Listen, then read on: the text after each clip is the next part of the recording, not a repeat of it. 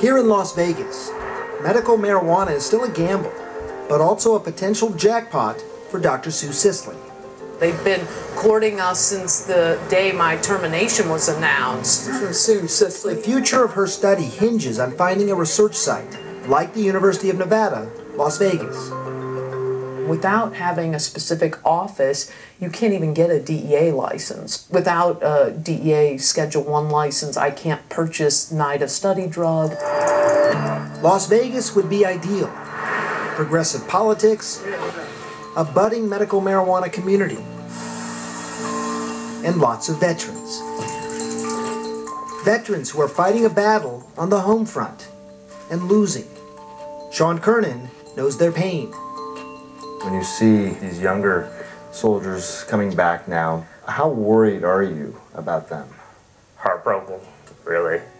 The stories I've heard and the stories I've seen firsthand from the medication regimen these kids are being put on that's addicting them to opiates.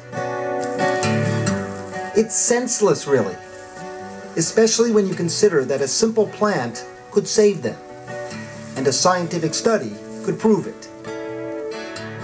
So Sisley soldiers on, hoping the Vegas odds are with her.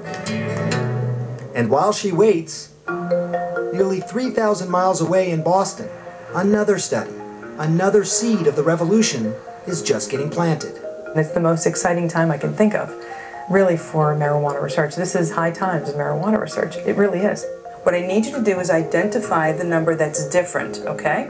Harvard University's Dr. Stacy Gruber has been researching marijuana since the early 1990s. They call her the pot doc.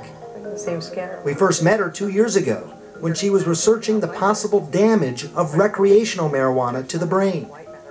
Now she's also set her sights on the possible benefits of medical marijuana. Massachusetts, as it turns out, is the perfect sort of place for this study because they just legalized medical marijuana. Gruber's goal is to study new patients who have never used cannabis. Our goal was to look at these folks before they started using medical marijuana, and then 3 months in, 6 months in, and a year. Primarily to look at frontal executive functions, because that's really the big question. That question, how does medical marijuana impact brain function longer term? And all I want you to do is name the blocks of color for me as quickly as you can. Before and after they start medicating, patients will take cognitive tests. Green, red, purple, green, red. And here's what's revolutionary. They're going to have their brain scanned to chart the change. For the first time, we will see what your brain looks like on weed. Nearly half the country now has medical marijuana laws on the books. Right. This is happening, and yet one of the most fundamental questions remains unanswered. Right. That's what you're trying to do. I'd like to see what it looks like from beginning to the end. Amelia Taylor, she wants to know as well. 34 years old, mother of 3. She lives in the suburbs of Boston.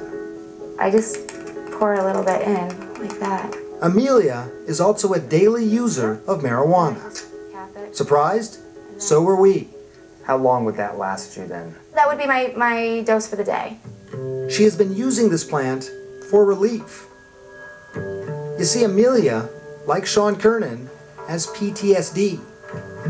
In her case, she was a first-hand witness to an attempted murder of a close friend. I felt like I couldn't breathe. I felt panic. I felt just very afraid. You didn't expect that you'd have this sort of reaction to it. Oh, no, no. A reaction that turned her into a hermit, sheltered in her house, her bed, absent from her life as a wife and a mother. I felt like my mind was being held hostage. Were you suicidal?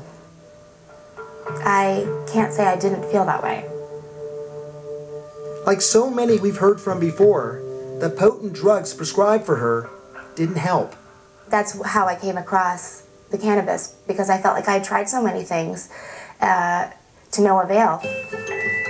Church-raised and homeschooled, Amelia was taught that marijuana was evil. What do you have that helps just like during the day for anxiety? Sativa. But now she decided it was necessary. She joined Dr. Gruber's study, Okay, so just like we talked about, we'll do a little bit of setup scanning. knowing they'd monitor her progress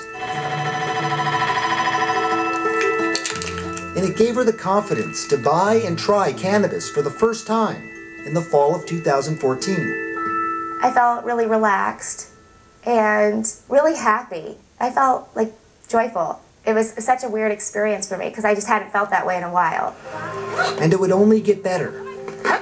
Amelia got her life back. Oh, you were too quick. I just noticed myself breathing during the day. Thought I wasn't holding my breath.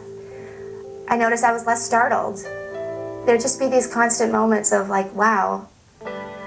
And in just a short time, we will take a peek at Amelia's brain to see what cannabis has or has not done and get clues as to why it seems to be helping her PTSD. Clues that Rick Doblin, just miles away in another part of Boston, is also determined to find.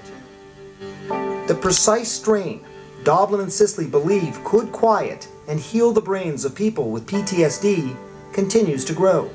It is late fall, and harvest is about to begin. So how many of these plants have Rick Doblin's name on it? He has his name on the 3+. But as they are about to learn, starting a revolution can be tough. Even if they can get the medical marijuana, they still need to get DEA approvals and a final study location, because Las Vegas also said no. So for the next couple of years, we'll do Their journey is about to have some serious ups and downs. But all eyes are on another equally revolutionary study, a study that could impact all of us. Could marijuana, the drug associated with short-term memory loss, in fact save the minds of millions suffering with Alzheimer's?